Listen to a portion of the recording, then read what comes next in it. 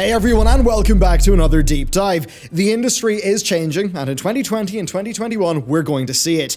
Exclusives, they were the hottest topic of 2019, and they are one that will continue. Now, Epic, PlayStation, Xbox, Nintendo, exclusives have been a driving force in the industry since its birth. So, what makes them divisive today? And importantly for the future, why has Microsoft, of all people, deviated from the norm so much? And importantly, why does that matter to you? Well, the divisiveness is fairly obvious. Exclusives obviously remove choice. You know, you prefer the features of the Xbox range, but maybe you want to play Breath of the Wild. Too bad. Now, at least in many prior cases, exclusives were mostly first parties or the equivalent, and as we've covered ad nauseum, Epic's strategy was mostly an exception to that, with exclusivity rights being purchased, not really being earned via ground-up development funding of new titles. That, I think rather rightly, set some fires off because the damage to the customer experience was rather apparent.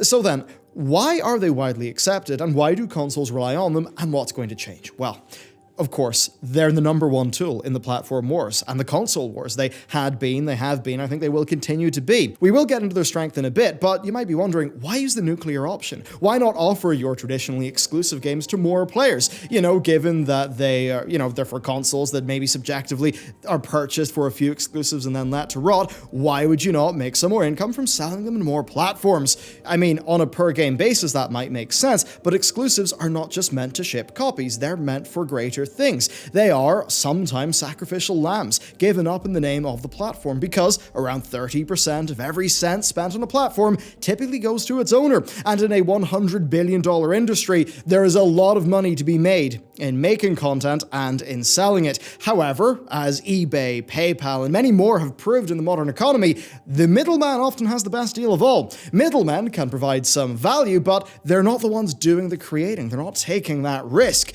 There's only so much you can create, whereas simply bridging producer and consumer, well, that is an infinitely scalable business model. And perhaps the best example of that is Valve. They do plenty to provide value, credit to them there, but they do make literally billions of dollars from the games industry without actually having to make that many games, and, with only a few hundred employees. And I would dare you to find me another business in gaming with a similar headcount to revenue ratio as what Valve does. I mean, maybe some mobile development teams, but you get the point. So, the purpose of exclusives is to bring people to the platform. There are benefits to this. I mean, ever wonder why exclusives are often perceived as being better games? Well, you know what? Usually they kind of are by necessity. A mediocre exclusive, knack, won't bring anyone to a console, but God of War or Halo, well, they probably will. And they can't just be good either. They've got to be exceptional, they've got to be culturally relevant and so unmissable that they destroy the buyer's sense of value. Exclusive games are, at least on consoles, having to be so good that they can basically justify an entire console purchase. Now, in most cases, right, the exclusives, they can be genre defining, but they also necessitate being mass marketable and insanely expensive to develop. And that means that they're risky in some ways, and they're actually unlikely to break ground, except in two key areas: visuals and storytelling. It's hard to communicate how a game feels with a trailer, but you can always invoke awe with visuals and emotional resonance in a trailer. There is a reason that Last of Us Part 2's box art has Ellie's angry, blood-splattered face on it, and of course, that is a game that I'm pretty excited for. Now, to get back on track, the strength of exclusives. Why are they what I called the nuclear option? Well, that's because historically, they're the best method of bringing users to a platform, as I'm sure veterans of the first Mario vs. Sonic war will actually tell you. But of course, as we've seen for decades, it's not the only way that console manufacturers try to outmarket each other's technical prowess and specs. I mean, the NES and the SNES, they were marketed with "now you're playing with power," and then Sega fought back with their blast processing, whatever that actually means. And this has largely continued since then, but I'd say it's maybe got a bit less cool. I mean, blast processing, that's a bit more awesome than 8K 120 FPS, and hey, they're both effectively lies anyway. The technical aspects, they do result in a good discussion for core gamers, but historically, well, the victor has been the one with the better games, and sometimes this stuff does overlap, but overall content is king. Features and technical specs, they mostly lag behind that, and the way to mass market a console is through the promised unique experiences that actually will bring to you, and again, history would argue that emotional resonance and spectacle console are the keys for the industry. Now, the industry really did start to blow up when it could really offer people memorable experiences that would stick with players. And, creating a few of those a generation, that has been the key to keeping your console underneath that television set.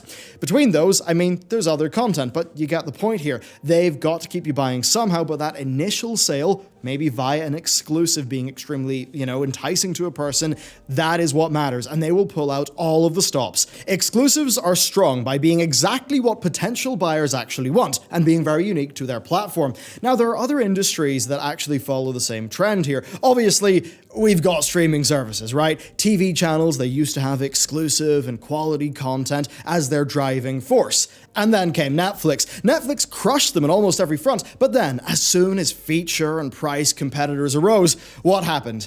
We all know this one. That industry fell back into the old ways. Exclusive content. Netflix funds their own exclusive content and they market it extremely heavily, much like the console owners do. Others, like say EA did with Origin and PC, take their back catalogs to their own platforms. There's other streaming services like Peacock that have done that.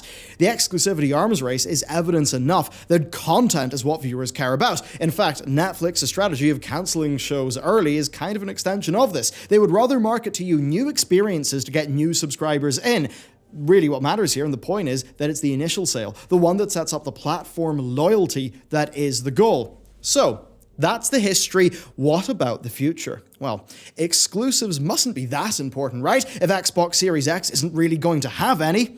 I actually don't really think so, because Xbox is no longer a console, it's a platform. Through a traditional lens, not using the best tool, exclusives, to sell Series X is risky, right, as they may be offering up Sony, the early adopters, in a silver platter. However, Xbox itself, the platform, will have exclusives.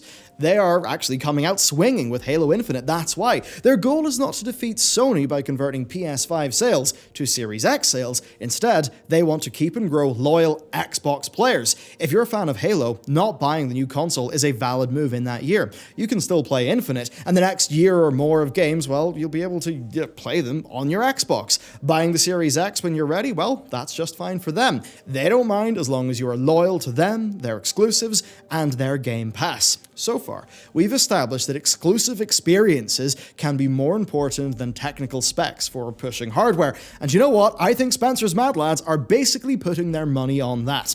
It's definitely risky in some ways. It's a new business model, and that new gen hype, it might actually begin to tint the next gen install base blue at the beginning. Importantly though, it's the long game that's where money is actually made. And while Sony have won this generation, the losers of console wars are not at nearly as much risk as they were in the early 2000s. There is enough room in this industry for pretty much everyone. And that actually means that there's no need to gamble generational success by fighting to the death on day one. In fact, a lot of this decision making might actually be down to Microsoft seeing the cards, seeing the writing on the wall, and adapting. Sony have had longer to work on their next generation games, and they're going to be bursting into next gen all guns blazing. They'll cap off the old gen with The Last of Us 2 and Ghost of Tsushima. Both of those games are, pretty likely to have patches for PS5s in day one to improve performance, I would imagine. As for PS5 exclusives though, Guerrilla Games, they've been notably absent since 2017, right? After Horizon's success, a sequel to that game would perform excellently, and it sort of would be ready on time for the PS5. Santa Monica and Insomniac, well, they've had just over 2 years of free time, or they will have by the time the PS5 launches. Now, while that means they're unlikely to have day one launch exclusives, well, early 2021 could just have Sony flexing on everyone, and thanks to Jason Schreier's comments on the Kotaku podcast split screen, we now pretty much know that the PS5 exclusives are going to be PS5 exclusives, not cross-gen.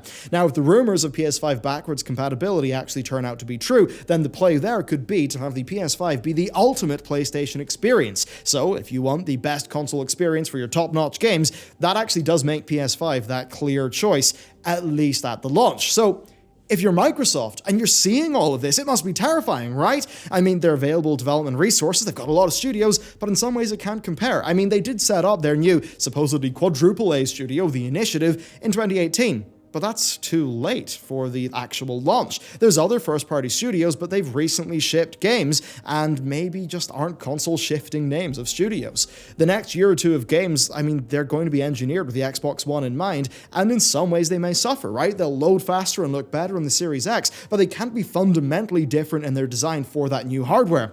PS5's offerings, they're going to be built ground up for that much more powerful hardware. So seeing the writing on the wall, why, if you're Microsoft, would you fight a battle that you think you're going to lose? Turning defeat into victory, that is what good business leaders do. And Xbox, I imagine, will try to use their exclusives and existing install base to claim a bit of that victory.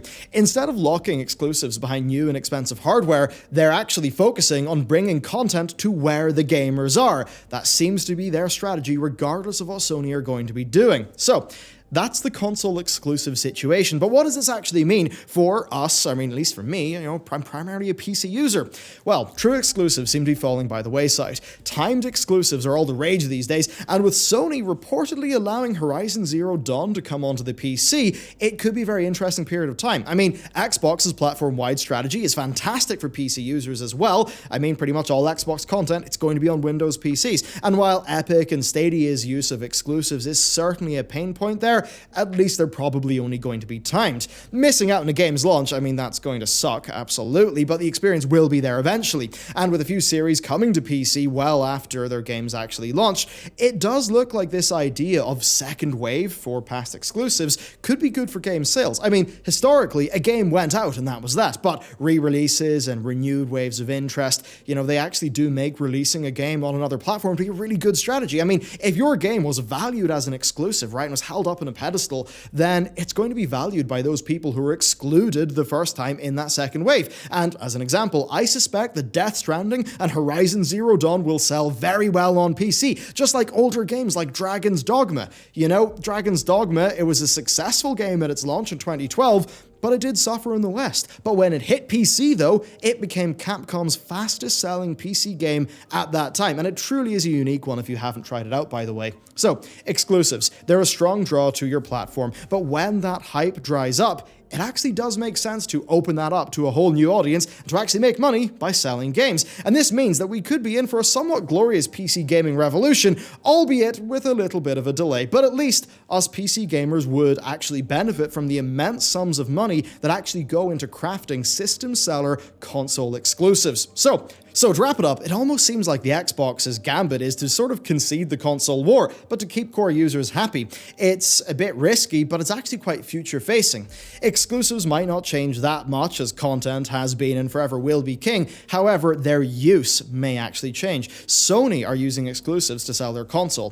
Xbox are using exclusives to sell their platform. And their vision, and it's all seemingly maybe getting to PC. So could this be stronger, right? What do you think is going to win? Sony's battle-tested but aging method, or Xbox's rather courageous new vision for the future? Time's only going to tell, but I'll tell you what, I think we're actually in for a very different generation. I mean, the last generation launch, it was just remasters, and it was a little bit of a, it wasn't that exciting in many ways. But this gen's launch, I mean, if we're seeing these big games come to PC, if we're seeing Microsoft doing interesting things, even Sony doing a bit of innovation, it actually could be pretty darn good. I mean, certainly more choice is better. Getting Dark Souls in PC, fantastic. If we could get Bloodborne in PC, that'd be really nice. And hey, Bloodborne 2, maybe if it comes out on PC 2 years later, I mean, if it does exist, that would be pretty sweet as well. So it could be a very interesting time. Most importantly though, I want to hear what have you got to say. Let me know down below, what is up with these exclusives? Do you think, those first party sort of self-funded ones are good, and do you support those coming to PC? Do you think that would be a good move, and how does that make you feel maybe as a PC gamer? Let me know. Thanks for watching. I'll see you next time.